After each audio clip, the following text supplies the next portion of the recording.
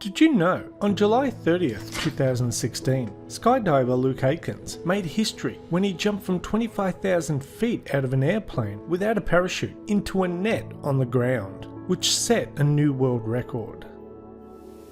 Alright, we're just less than 3 weeks out, getting ready for Heaven Sent. We're in the final push of the training. There's a lot of focus from the film crews and the production guys on all the fitness and stuff like that, which is great, makes me feel better. But none of that stuff is what's going to keep me alive on the day. What's going to keep me alive is the jumping. Just repetitive practice, practice, practice. If I miss this target, it doesn't matter how good a shape you're in or any of this other stuff that happens. So hitting the target is the most important thing. Accuracy, accuracy, accuracy. Fighting the wind, countering the wind, all that stuff. The next thing is that rollover. I need to roll over about 200 feet. I'm going to be going about 120 miles an hour, and roughly 1 second before I impact, I want to flip to my back and land real nice. It's different than a stunt roll. I have to fly my body around. Now apparently, this was a big story at the time. It was even aired live on TV with the name of the show called Heaven Sent. But personally, I've never heard of it before. I just happened to come across his YouTube channel with videos of the jump. But before I show you the jump, let's quickly talk about who Luke Aikens is and how he prepared for the jump.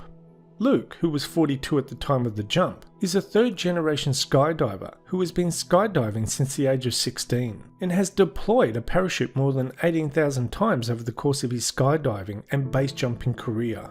Luke Aikens is also a safety and training advisor for the United States Parachute Association, where he provides advanced skydiving training to elite military special forces. So I think it's safe to say he is more than qualified to know the risks associated with such a jump.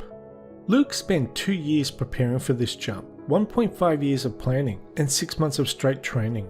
And Luke told me they never once jumped from a plane into the net until the day they did this one and only jump. Now just to be clear, when Luke jumped from the plane, all he had was a GPS, a communication device, and an oxygen tank. What he didn't have was a parachute, a wingsuit, or anything else that might help him stop or slow his descent. After jumping out of the Cessna airplane at 25,000 feet, Luke quickly reached a terminal velocity of 120 miles per hour.